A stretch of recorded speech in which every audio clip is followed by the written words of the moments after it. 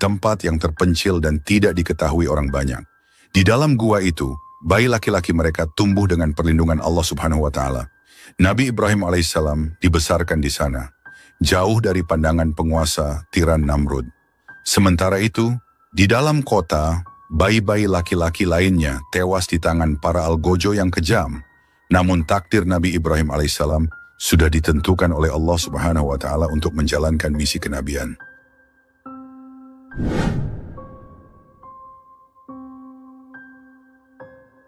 Tahun demi tahun berlalu, dan Nabi Ibrahim alaihissalam semakin dewasa. Di dalam hutan yang sunyi, dia belajar dari alam sekitar dan dari petunjuk-petunjuk yang Allah Subhanahu wa Ta'ala berikan kepadanya. Dia menyaksikan bintang-bintang di langit, matahari yang terbit dan tenggelam, bulan yang bercahaya di malam hari, dan dia mulai merenungkan tentang penciptaan alam semesta. Hatinya mulai dipenuhi dengan keyakinan bahwa semua ini tidak mungkin diciptakan oleh berhala-berhala yang disembah masyarakat Babilonia. Ada satu Tuhan yang sejati, dan Nabi Ibrahim alaihissalam merasa terpanggil untuk memberitahukan kebenaran ini kepada orang-orang. Nabi Ibrahim alaihissalam tumbuh besar di tempat yang jauh dari Babilonia, di hutan yang sepi dan terasing. Meskipun tumbuh tanpa pengaruh masyarakat Babilonia, Allah Subhanahu wa Ta'ala menjaga dan membimbingnya hingga tiba saatnya ia diangkat sebagai nabi pada usia 40 tahun. Pada saat itu Raja Namrud, sang raja yang mengaku sebagai Tuhan, telah berkuasa selama 40 tahun, penuh kesombongan. Kekuasaan Raja Namrud tidak hanya merajalela, tetapi ia juga menyebarkan pengaruhnya melalui patung-patung berhala yang ia buat untuk disembah oleh seluruh rakyat Babilonia. Ketika Nabi Ibrahim menerima wahyu, ia tidak menunda-nunda untuk menjalankan tugas kenabiannya. Tanpa ragu, ia memasuki kota Babilonia dan langsung menuju kuil besar yang menjadi pusat pemujaan. Kuil tersebut penuh dengan patung-patung raksasa yang mewakili berbagai dewa yang disembah oleh masyarakat, termasuk patung Raja Namrud yang berdiri megah di tengah-tengah ruangan. Hari itu malam tiba, suasana kuil semakin ramai dengan para penyembah yang datang membawa sesajen untuk dipersembahkan kepada patung-patung. Penjaga kuil yang dianggap paling dekat dengan para dewa mengawasi sesajen yang diletakkan oleh masyarakat di altar tinggi. Setiap orang yang datang sujud dengan penuh ketakutan, takut akan murka para berhala jika mereka tidak memberikan persembahan yang cukup. Nabi Ibrahim alaihissalam dengan penuh keyakinan memasuki kuil tersebut. Tidak seorang pun mengenalnya karena ia berasal dari luar Babilonia, namun kehadirannya segera menarik perhatian. Dengan langkah pasti, Nabi Ibrahim alaihissalam mendekati patung-patung besar itu, sesuatu yang dianggap mustahil oleh penduduk Babilonia. Mereka percaya bahwa mendekati patung saja bisa mendatangkan kutukan, apalagi menyentuhnya. Namun Nabi Ibrahim terus berjalan mendekat, matanya fokus pada altar di mana sesajen-sesajen diletakkan. Tanpa ragu, Nabi Ibrahim alaihissalam mengambil sebuah apel yang telah disajikan di depan patung. Para penyembah menahan napas, tidak percaya bahwa ada seseorang yang berani mengambil sesajen itu. Namun Nabi Ibrahim tidak berhenti di situ. Ia menggigit apel tersebut dan sambil mengunyah, ia menatap patung-patung dengan tatapan penuh tantangan. "Wahai yang dianggap Tuhan oleh masyarakat Babilonia," seru Nabi Ibrahim alaihissalam dengan suara lantang, "aku telah mengambil apelmu, apakah kau tidak marah?" Keheningan menyelimuti kuil. Patung itu tentu saja tidak merespons. Nabi Ibrahim alaihissalam mengulangi lagi dengan suara yang lebih keras, "Wahai yang dianggap Tuhan oleh masyarakat Babilonia, aku telah memakan apelmu. Mengapa kau tidak marah?" Sekali lagi tidak ada respons dari patung itu. Para penyembah mulai saling berpandangan dengan penuh kebingungan dan ketakutan. Mereka telah hidup dengan keyakinan bahwa patung-patung ini memiliki kekuatan ilahi, tetapi mengapa mereka tidak menunjukkan kemarahan? Untuk ketiga kalinya, Nabi Ibrahim alaihissalam menghadap patung besar itu dan berseru, "Wahai yang dianggap Tuhan oleh masyarakat Babilonia, aku telah mengambil dan memakan sesajenmu. Mengapa kau diam saja?" Namun patung itu tetap bisu, tidak mampu melakukan apapun. Pada titik ini, para penyembah mulai merasa gelisah. Kepercayaan mereka mulai goyah, tetapi mereka belum berani mengungkapkan keraguan mereka. Setelah menguji dewa-dewa palsu dengan cara melempar apel ke wajah patung-patung, Nabi Ibrahim alaihissalam tak berhenti di situ. Ketika orang-orang Babilonia melihat bahwa patung-patung itu tidak mampu bereaksi meskipun dihina, mereka mulai ragu, tapi ketakutan masih menguasai hati mereka. Nabi Ibrahim alaihissalam tidak terhenti hanya dengan tindakan tersebut. Ia berkata kepada masyarakat Babilonia, "Wahai Tuhan-Tuhan yang kalian sembah, kalian tidak layak disembah jika hanya diam tak berdaya.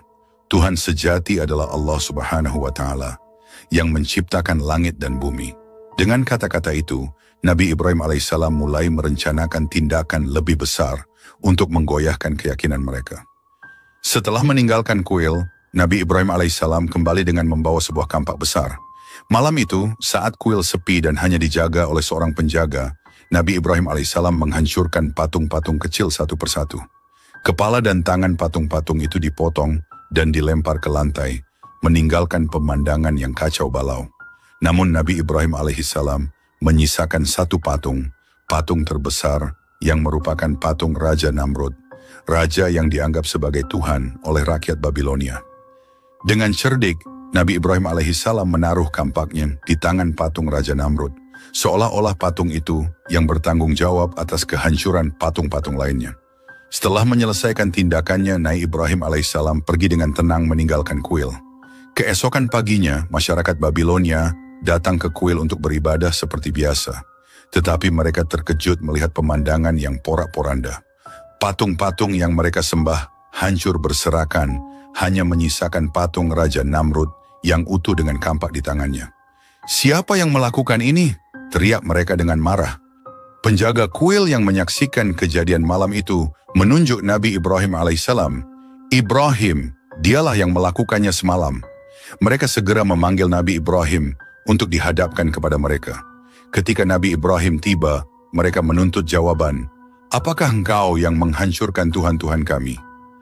Dengan tenang, Nabi Ibrahim alaihissalam menjawab, "Lihatlah siapa yang memegang kampak itu. Tanyakan pada patung besar itu. Mungkin dia yang menghancurkan patung-patung lain. Kalau dia bisa berbicara, tentu dia akan menjawab." Orang-orang Babilonia tertegun mendengar jawaban Nabi Ibrahim. Beberapa mulai berpikir bahwa mungkin memang benar patung-patung ini hanyalah buatan manusia yang tidak bisa apa-apa. Namun, sebagian lain tetap terjebak dalam keyakinan mereka dan merasa terhina. Meski ada keraguan di antara sebagian masyarakat Babilonia, beberapa orang yang masih keras kepala memutuskan untuk melapor kepada raja mereka, Raja Namrud. Mereka merasa bahwa tindakan Nabi Ibrahim adalah penghinaan besar dan harus dihukum.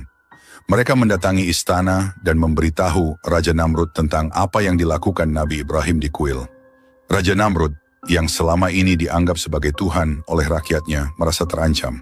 Ia tahu bahwa tindakan Nabi Ibrahim adalah ancaman langsung terhadap kekuasaannya dan otoritasnya sebagai dewa di Babilonia. Tanpa ragu, ia memerintahkan agar Nabi Ibrahim alaihissalam dibawa ke istananya untuk diadili.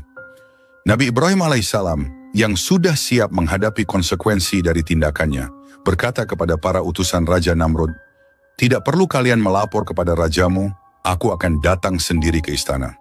Pagi itu Nabi Ibrahim dengan penuh keberanian berjalan menuju istana Raja Namrud, tempat raja duduk di singgasananya, dikelilingi oleh rakyat yang selalu menyembahnya dan memohon bantuan darinya.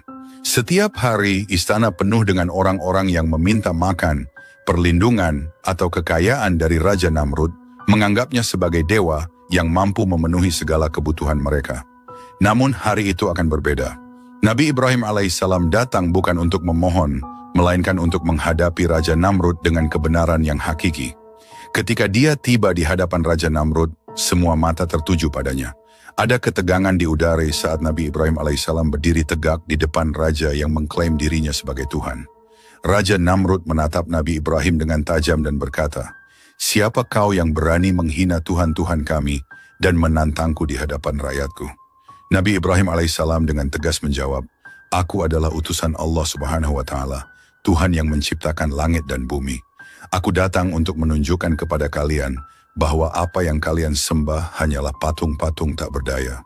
Tuhan kalian, termasuk dirimu, Namrud, tidak layak disembah." Suasana aula menjadi tegang. Para hadirin terdiam mendengar Nabi Ibrahim berbicara dengan keberanian yang belum pernah terlihat sebelumnya.